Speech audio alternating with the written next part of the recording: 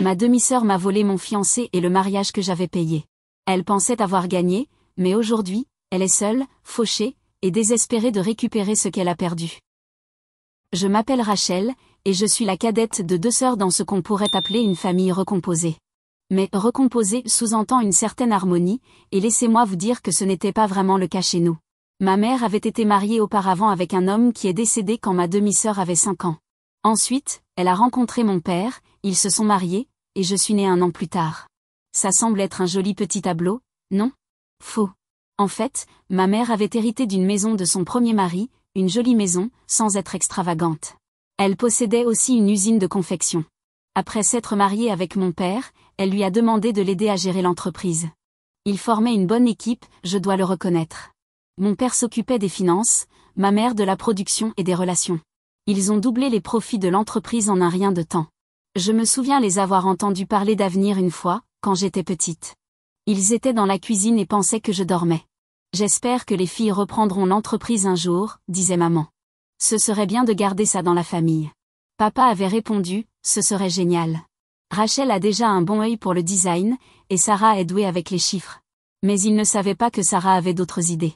Ma chère demi-sœur ne me laissait jamais oublier que tout, la maison, l'entreprise, même les fichues cuillères avec lesquelles on mangeait, appartenaient à elle et à maman. C'est ma maison, disait-elle en bloquant l'entrée de sa chambre. Tu vis ici juste parce que ton père profite de maman. J'étais trop jeune pour comprendre pourquoi elle était si méchante. Je voulais juste jouer avec ses jouets ou lui emprunter un crayon pour dessiner. Mais à chaque fois que je touchais à quelque chose, elle le reprenait immédiatement. C'est à moi, hurlait-elle. Mon vrai père me l'a acheté avant de mourir. Tu n'y as pas droit. Maman essayait de l'arrêter. Sarah, chérie, ce n'est pas gentil. Rachel est ta sœur. Et Sarah crachait, demi-sœur. Et elle a tout. Ce n'est pas juste. Papa ne disait pas grand-chose pendant ces disputes. Il me caressait la tête et me disait de l'ignorer, mais comment aurais-je pu? Elle me rendait la vie infernale. Un jour, j'ai trouvé des crayons de couleur dans le salon. J'étais si excitée. Enfin, je pouvais dessiner les magnifiques robes que j'imaginais. Je me suis mise à dessiner, perdue dans mon monde, quand Sarah a débarqué. Ils sont à moi, a-t-elle crié en me les arrachant des mains. Puis elle a déchiré mes dessins. Je suis allée en pleurs voir maman. Elle m'a serré fort et s'est dirigée en furie vers la chambre de Sarah. Ça suffit. Ai-je entendu crier. Tu ne traiteras pas ta sœur comme ça. Mais rien n'a changé. Sarah trouvait toujours des façons de me rappeler que je n'étais pas à ma place. Et plus on grandissait, plus c'était pire. Mes parents faisaient de leur mieux pour maintenir la paix. Ils nous achetaient les mêmes vêtements, nous offraient les mêmes cadeaux à Noël, mais rien n'était jamais assez pour Sarah. Le pull de Rachel est plus doux, se plaignait-elle. Son collier a plus de pierres. Vous lui donnez toujours les plus belles choses. Même si c'était faux. Dans sa tête, j'étais la préférée, l'intruse qui volait sa place légitime. Quand j'avais environ 10 ans, mes parents ont décidé de vendre l'ancienne maison et d'en acheter une plus grande. Je me souviens du jour où nous avons emménagé. J'étais si heureuse d'avoir ma propre chambre. C'est incroyable, ai-je crié en tournoyant dans la pièce vide. Sarah est apparue dans l'embrasure de la porte, l'air sombre. Ne t'habitue pas trop. Cette maison appartient à moi et à maman. Tu n'es qu'une invitée ici. J'ai senti mon estomac se nouer. Même dans cette nouvelle maison, rien n'avait changé. Plus tard ce soir-là, j'ai entendu maman et papa parler à voix basse. Je ne sais plus quoi faire, soupirait maman. J'ai tout essayé avec Sarah. Peut-être qu'on devrait l'emmener voir quelqu'un, proposa papa. Un thérapeute, un conseiller. Maman a accepté, et bientôt, Sarah allait à des séances hebdomadaires. Mais si quelque chose a changé, c'est qu'elle est devenue encore plus rancunière. Ah, donc maintenant je suis folle? Crachait-elle après une séance particulièrement difficile. Vous voulez juste me réparer pour que la précieuse Rachel ait une vie parfaite. J'avais envie de hurler que ma vie était tout sauf parfaite avec elle dedans, mais je gardais le silence. Ça ne servait à rien d'argumenter avec Sarah. Au fil des années, son complexe de victime ne faisait que grandir. Tout était la faute des autres, surtout la mienne. Elle se plaignait sans arrêt de l'injustice de sa vie, de comment personne ne la comprenait. Vous êtes tous contre moi, disait-elle. Vous me devez pour tout ce que j'ai enduré. J'ai commencé à l'éviter autant que possible, à rester dans ma chambre ou chez des amis, n'importe quoi pour fuir le drame constant. Quand Sarah a enfin eu son bac et est partie à l'université dans une autre ville, toute la maison a poussé un soupir de soulagement. Peut-être que ça lui fera du bien de prendre un peu de recul, espérait maman. Pour la première fois depuis des années, je me sentais enfin bien chez moi. Fini de marcher sur des œufs, fini les attaques surprises de jalousie. Ces 4 années pendant lesquelles Sarah était à la fac ont été les plus heureuses de ma jeunesse. Je me suis plongée dans les études, surtout l'art et le design. Je passais des heures à dessiner des vêtements, à imaginer de nouveaux styles. Maman a remarqué ma passion et a commencé à me ramener des chutes de tissus de l'usine pour que je m'amuse avec. Tu as un vrai talent, Rachel, disait-elle en admirant mes créations. Pour une fois, je me sentais vue pour ce que j'étais, pas juste comme la petite sœur agaçante de Sarah. J'ai commencé à imaginer un avenir où je pourrais utiliser mes compétences, peut-être même dans l'entreprise familiale. Après le lycée, j'ai été acceptée dans une école de design dans une autre ville, un rêve devenu réalité. La veille de mon départ pour l'université, maman et papa m'ont demandé de m'asseoir avec eux pour discuter. Nous sommes tellement fiers de toi, Rachel, dit maman les yeux embués. Tu sais que nous soutenons tes rêves, pas vrai? J'ai hoché la tête, la gorge nouée. Papa a ajouté. Nous espérons qu'après tes études, tu envisageras de revenir travailler avec nous. Tes créations pourraient vraiment faire passer l'entreprise au niveau supérieur. J'ai promis d'y réfléchir, mais pour être honnête, j'étais surtout impatiente de voler de mes propres ailes. L'idée de retourner dans ma ville natale, où l'ombre de Sarah planait encore, n'était pas franchement attrayante. La vie à la fac était tout ce que j'espérais et même plus. C'est au cours de ma 2e année que je l'ai rencontré, Jason. Il avait quelques années de plus que moi et faisait un master en gestion. On s'est rentré dedans, littéralement, dans un café sur le campus. J'ai renversé mon latte sur sa chemise. On a commencé à discuter, avant que je m'en rende compte, des heures s'étaient écoulées. Jason était drôle, intelligent, et il m'écoutait vraiment quand je parlais de mes créations. On a commencé à sortir ensemble peu après. À l'approche de la fin de mes études, Jason et moi avons commencé à parler de notre avenir. On était ensemble depuis plus de 2 ans à ce moment-là et les choses devenaient sérieuses. J'ai un boulot qui m'attend ici en ville, m'a-t-il dit un soir au dîner. Qu'est-ce que tu penses de rester ici, peut-être ensemble? Mon cœur s'est emballé à cette idée. J'avais décroché un poste de jeune designer dans une boîte de mode en pleine ascension, et l'idée de construire une vie avec Jason, loin de tout le drame familial, était terriblement tentante. Mais je savais que je devais en parler à mes parents en personne. On a donc organisé un voyage dans ma ville natale. J'étais nerveuse à l'idée de présenter Jason à ma famille, surtout en sachant que Sarah serait là aussi. À ma grande surprise, la visite s'est bien mieux passée que je ne l'aurais imaginé. Maman et papa ont adoré Jason, et même Sarah a été, bon, pas chaleureuse, mais au moins polie. Elle n'a fait aucune remarque sarcastique, ni tenté de me rabaisser, une première. Pendant le dîner, j'ai annoncé la nouvelle concernant mon travail et mes projets de rester en ville. C'est merveilleux, ma chérie, dit maman, mais je perçus une pointe de déception dans ses yeux. Papa s'est raclé la gorge. En fait, on avait une idée qu'on voulait te proposer. Et si tu ouvrais une succursale de notre entreprise dans ta ville? Tu pourrais t'occuper de la création, lancer ta propre ligne. J'étais stupéfaite. C'était une proposition généreuse, qui me permettait de poursuivre mes rêves tout en restant impliquée dans l'entreprise familiale. Je peux y réfléchir? Ai-je demandé. Ils ont accepté, et le reste de la visite s'est déroulé agréablement. Au moment du départ, Sarah m'a prise à part. Écoute, je sais que tout n'a pas toujours été rose entre nous, dit-elle avec un air mal à l'aise. Mais j'aimerais qu'on essaie de changer ça. Je pourrais peut-être te rendre visite un de ces jours? J'étais sceptique, mais j'ai hoché la tête. Oui, pourquoi pas. La vie a repris son cours après notre retour en ville. Je me suis lancée à fond dans mon nouveau job, j'apprenais vite et mes créations impressionnaient mes supérieurs. Jason et moi avons commencé à parler mariage, à visiter des appartements, à rêver de notre avenir ensemble. Tout semblait parfait. Puis, environ 3 mois après notre visite chez mes parents, j'ai reçu un appel surprise de Sarah. « Coucou petite sœur », dit-elle d'un ton étrangement enjoué. « Je suis en ville, tu crois que je pourrais squatter chez toi quelques jours ?» J'ai failli laisser tomber mon téléphone de surprise. Sarah, qui venait me voir de son plein gré? Ça paraissait trop beau pour être vrai. Mais je me suis souvenu de sa main tendue lors de notre dernière rencontre et j'ai décidé de lui donner une chance. Quand Sarah est arrivée, j'ai eu du mal à la reconnaître. Fini la fille renfrognée et pleine de rancune avec qui j'avais grandi. Cette Sarah-là était toute sourire et câlin. Lors du dîner le premier soir, elle m'a lâché une bombe. J'ai réfléchi, dit-elle en tournant ses pattes avec sa fourchette. Pourquoi tu ne reviendrais pas à la maison?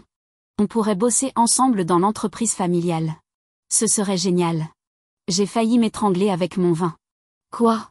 Mais je viens tout juste de commencer ici, et il y a Jason. Sarah a fait un geste vague de la main. Emmène-le avec toi. Il y a plein d'opportunités là-bas. J'ai secoué la tête. Merci, mais non. En fait, papa et maman m'ont proposé d'ouvrir une succursale ici. J'y réfléchis encore. Pendant un instant, j'ai cru voir passer une lueur de l'ancienne Sarah, un durcissement du regard, un rictus furtif. Mais c'est passé si vite que j'ai cru avoir rêvé. Bon, si tu ne veux pas rentrer, je peux rester ici un peu plus longtemps, demanda-t-elle. On a tellement de choses à rattraper. Contre mon instinct, j'ai accepté. Et à ma grande surprise, vivre avec Sarah n'était pas le cauchemar que j'imaginais. Elle était même utile, prenant en charge la plupart des tâches ménagères. On passait des soirées à discuter de notre enfance, à rire de souvenirs communs. C'était comme si j'avais enfin la sœur dont j'avais toujours rêvé. Un soir, autour d'une bouteille de vin, Sarah a reparlé de l'idée de travailler ensemble. Et si on ouvrait cette succursale ensemble ? Proposa-t-elle. Toi tu gères la création, moi le côté business. On ferait une super équipe. L'idée était tentante. Malgré notre passé chaotique, on s'entendait étonnamment bien, et ses compétences en affaires pourraient vraiment aider à lancer cette nouvelle branche. Je vais y réfléchir, ai-je répondu, ne voulant pas m'engager tout de suite. Les semaines passaient, et Jason venait de plus en plus souvent. J'étais d'abord nerveuse à l'idée de voir comment lui et Sarah allaient s'entendre, vu notre histoire. Mais à mon grand soulagement, ils semblaient très bien s'entendre. Je rentrais du travail et les trouvais en train de rire à des blagues privées ou en pleine discussion sur un concept commercial. Ça me réchauffait le cœur de voir deux personnes si importantes pour moi bien s'entendre. Jason et moi avons fixé la date du mariage, dans 6 mois. J'ai conçu les faire-part, sélectionné les invités avec soin, et passé des heures à peaufiner le menu et la décoration. Sarah était présente à chaque étape, offrant ses suggestions et son soutien. Entre-temps, Jason et moi avions décidé d'ouvrir la succursale de l'entreprise familiale après le mariage. Sarah et moi passions de nombreuses soirées à discuter de nos projets, de plus en plus enthousiastes à chaque conversation. On va faire une équipe incroyable, dit Sarah un soir en entrechoquant son verre contre le mien. 2 mois avant le grand jour, je jonglais entre le travail, les préparatifs du mariage et les plans pour l'entreprise. La vie était agitée mais merveilleuse. Puis vint l'appel qui changea tout. Rachel, c'est papa. Sa voix était tendue au téléphone. Ta mère, elle ne va pas bien. Elle ne se sent pas bien depuis un moment, mais tu la connais, toujours à faire bonne figure. Il s'interrompit, et j'ai senti toute l'inquiétude dans son silence. J'ai du mal à tout gérer tout seul. L'entreprise, la maison. Je n'ai pas hésité. Je rentre tout de suite à la maison. Quand j'ai annoncé la nouvelle à Sarah, elle a soupiré. J'aimerais venir avec toi, mais j'ai des réunions importantes que je ne peux pas reporter. J'étais surprise par sa réticence, mais je n'ai pas insisté. Ce n'est pas grave, je te tiendrai au courant. La situation à la maison était pire que ce que j'avais imaginé. Maman avait l'air pâle et fragile, rien à voir avec la femme pleine de vie dont je me souvenais. Le diagnostic du médecin fut dévastateur, une tumeur nécessitant une opération immédiate. Je me suis aussitôt mise en action. Je prenais en charge les tâches ménagères, j'aidais papa avec l'entreprise autant que possible, et surtout, j'étais présente pour maman. J'ai arrangé mes horaires pour travailler à distance, glissant mes créations entre les visites à l'hôpital et les soins à domicile. Les jours s'enchaînaient dans un brouillard d'inquiétude et d'épuisement. Mais enfin, une bonne nouvelle, l'opération avait réussi et maman se remettait bien. Pendant tout ce temps, j'essayais de rester connectée avec Jason. On faisait des appels vidéo chaque jour au début, son visage était une présence réconfortante sur mon écran. « Comment va ta mère ?» demandait-il, les sourcils froncés par l'inquiétude. « Mieux aujourd'hui » répondais-je, en forçant un sourire. « Et toi, ça va ? Est-ce que Sarah se comporte bien ?»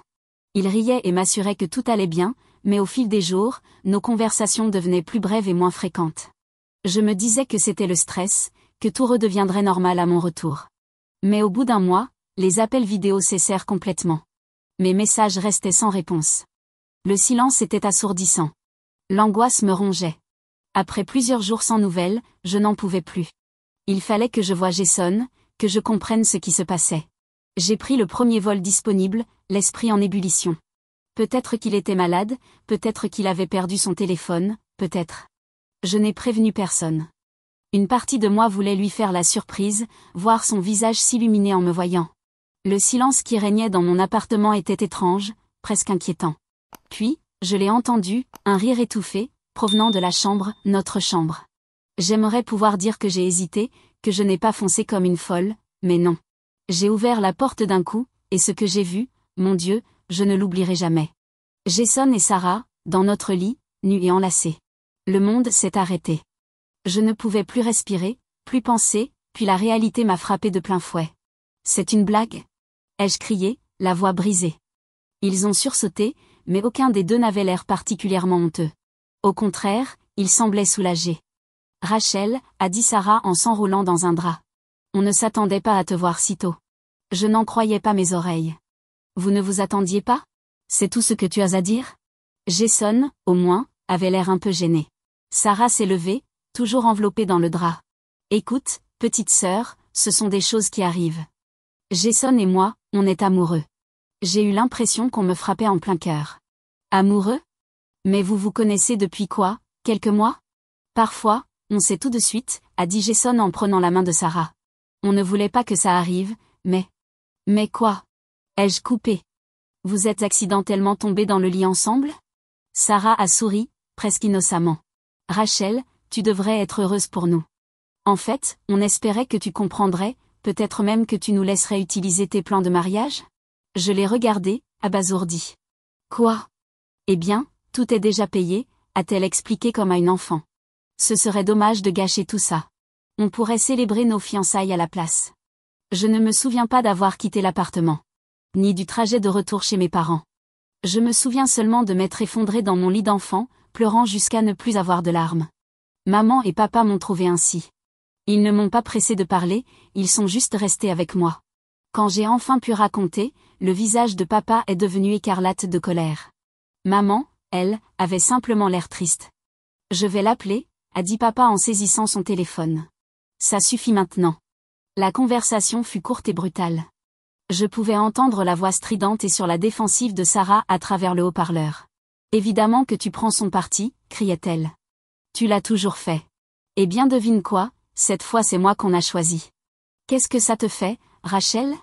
La voix de papa était glaciale.